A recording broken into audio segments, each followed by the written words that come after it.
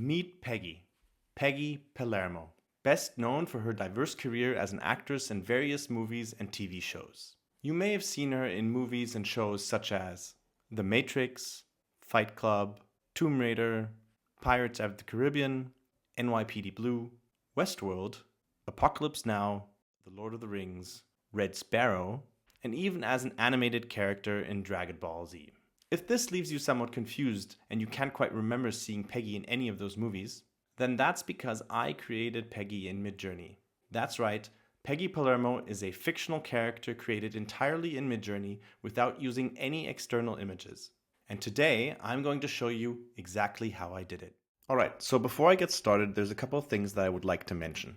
First of all, creating a consistent character is not easy. It is a lengthy process of trial and error, and once you think that you actually found the perfect look, you will continue to be confronted with slight variations of that particular look that might not be entirely what you wanted to achieve. So do not expect this process to work perfectly in every single situation, especially not once you start trying to create full scenes. I would also like to give a quick shout out to Chris from the All About AI YouTube channel. It was originally one of his videos that inspired me to try this approach and actually take it one step further. Chris actually has a lot of really great content on all things related to AI, so I really recommend you check out his channel if you have time. Okay, time to get started. So instead of recreating Peggy Palermo, why don't we create an entirely new character right here, right now? And we're also going to try to make her look slightly different from Peggy, because otherwise, what's the point? So let's start off by giving her a name. I'm going to call her Carla. And since I really like working with alliterations, let's make her last name Caruso. I personally think that Carla Caruso has a pretty nice ring to it. Now, you might be wondering why I'm giving her a name at all. Well, I'm not just doing this for fun. We're doing this for two very specific reasons. First of all, Midjourney tends to associate a variety of different faces with specific names. I suspect this is because it's using a lot of the images from famous people on the internet, like actors, politicians, and people like that. Of course, this doesn't mean that we're actually getting exactly those faces, but we're seeing elements of those blended together, and those produce new faces. So by using the same name over and over again, we're trying to get Midjourney to show us similar faces. If you just say a woman or a beautiful female, then you're more likely to get very different faces every time you enter your commands. The other reason why we're doing this is because we're going to try to train Midjourney to associate a specific name in combination with specific facial features as well as a certain look. Now, this does not mean that you can randomly use the name Carla Caruso and just expect to see the exact same image over and over again. That is definitely not how this works. But if you keep reusing the full description of your character in association with that name, then it actually does work quite well. So in the case of Carla Caruso, I've decided that I want to give her bright red hair, a braided bun hairstyle, so tied up hair, in bright red color, and she should be wearing a gray leather jacket. Now there's two ways we could write our prompt. You can either write it in an entire sentence like this. Imagine Carla Caruso is a beautiful woman with braided bun hair and bright red hair, and she is wearing a leather jacket in gray color. Or you could use keywords and partial phrases like this. Imagine Carla Caruso, beautiful woman, braided bun hair, bright red hair, wearing a leather jacket in gray color. Both of these work equally well. Just pick whichever you prefer or whichever gives you better results. Personally, I'm going to go with the second option simply because I find it easier to read. So let's have a look at our first set of images. Okay, great. So this is actually already pretty good.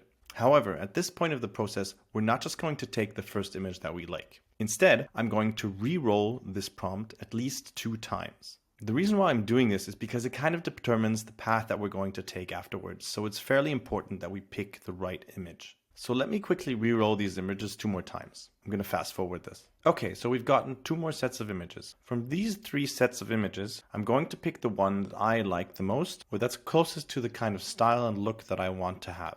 So personally, if you have a look at these, I'm not a big fan of these circled sort of images. I'm also not too happy with these 2 characters. I'm going to skip that one, and these here, well, they're all sort of okay, then they don't have the kind of high hair that I'm looking for. So I'm going to pick this one here on the bottom left, even though she doesn't have the perfect hair that I actually want. I'm going to hope that we get some better variations in the next few images that we generate. And but I think the face is kind of what I'm looking for.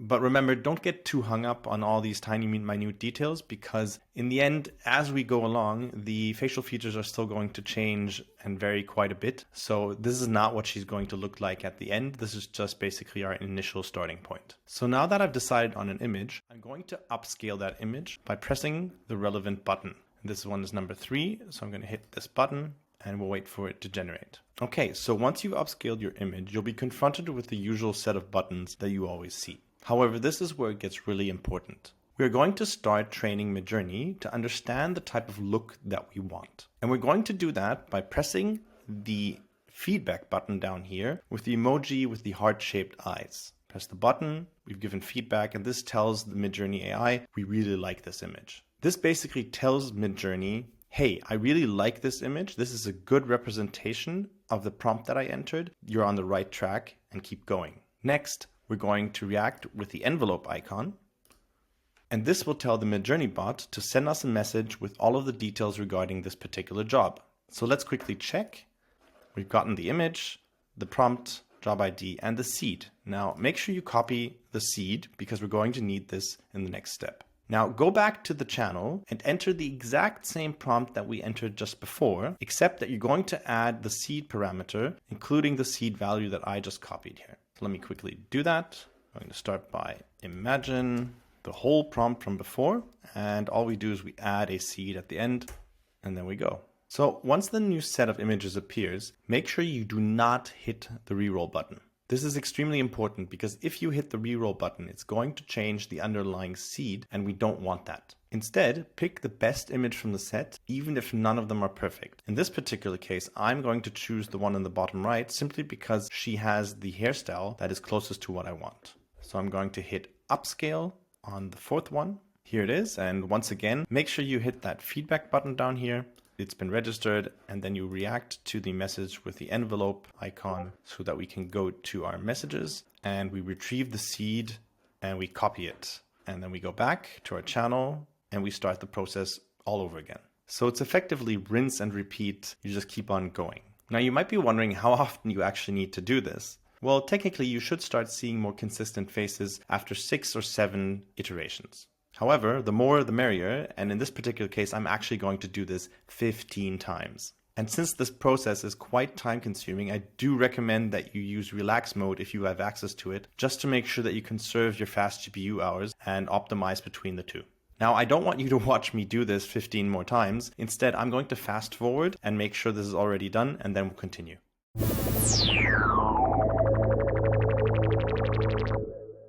Okay, so this is our very last image, and I'm going to give it some more feedback. And this is what our girl looks like now. Remember to get the seed from the very last image because we're going to need that as we go forward.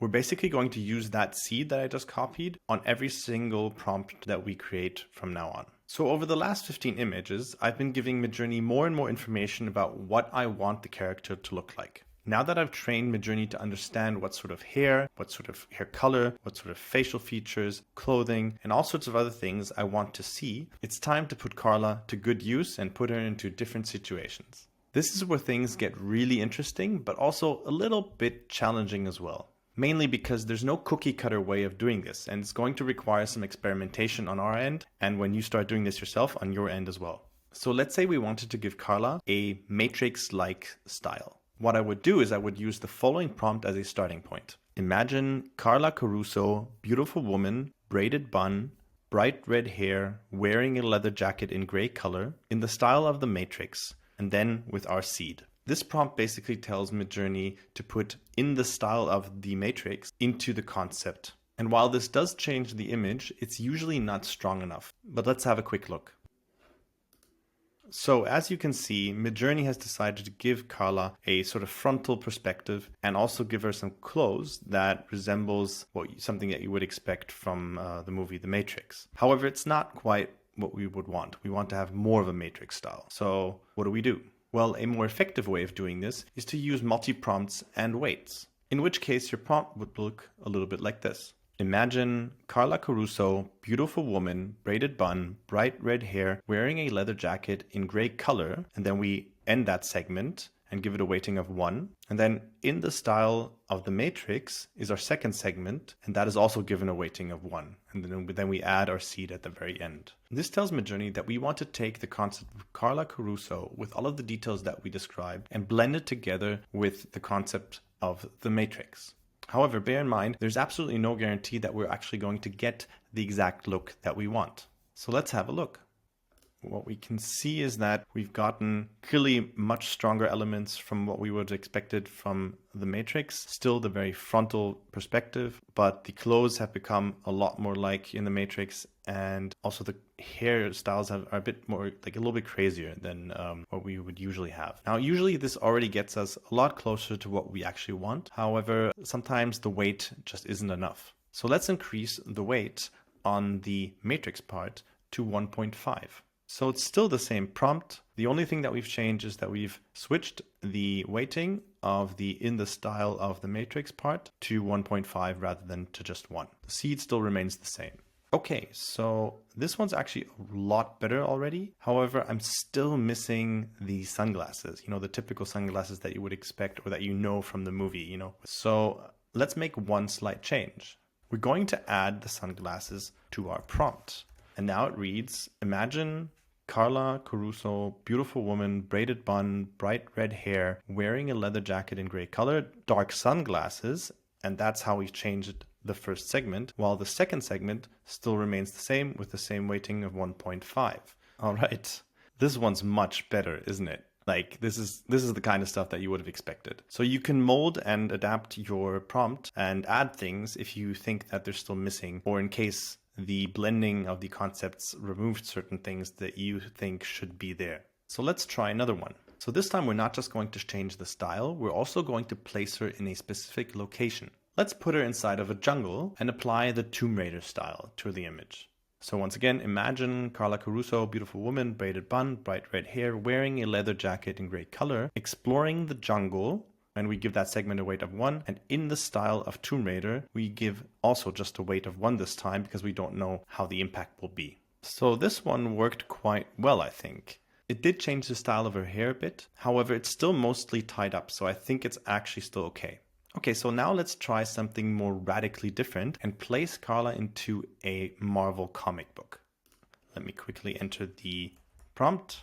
Again, imagine Carla Caruso and the whole shebang. The first segment we're going to keep as per the original, and we're only going to add a second segment called in the style of a Marvel comic book. Okay, so this one already has a pretty good comic book look. However, there's a little trick that allows us to emphasize it even more without having to change any of the weights. Basically, the only thing that you're going to change is we're going to add in the style of a Marvel comic book, not only in the second segment, but also to the first segment. So when Midjourney proceeds to blend the two segments, it's no longer blending two different types of image styles. It's actually blending two images that already have the same style to begin with. All right, and if you have a closer look, you'll realize that this is really, really well done. It looks exactly how Carla should look in the face as well, and it looks absolutely like a Marvel comic book. The only problem is that Carla no longer has a braided bun hairstyle. So let's make sure this is emphasized in both segments of the prompt. The important thing is that you repeat the same elements from the first segment that you want to see in the image in the second segment, but with different words.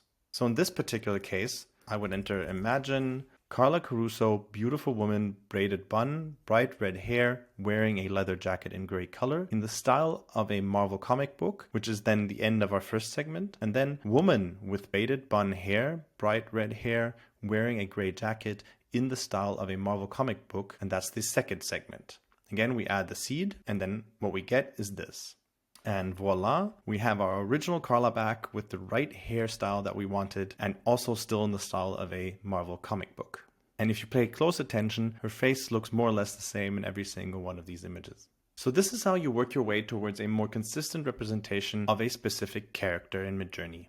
However, one of the big problems here is that so far we've only been able to create portraits of Carla. And even if we tried adding extra elements to the scene, the problem is that her face would probably dominate most of the image. There's a way to fix this, and it's related to the way we did our very last prompt, which was a little bit more complex than usual. I will reveal exactly how it's done in part 2 of this character creation series, which I will release in the next couple of days. And once it's live, you'll find it right here in the corner of this screen. We also spoke about text weights today. If that concept is completely new to you, then make sure you check out this video right here. And if you've never used a seed before, then you should definitely check out this third video right here as well. Keep on learning and take care.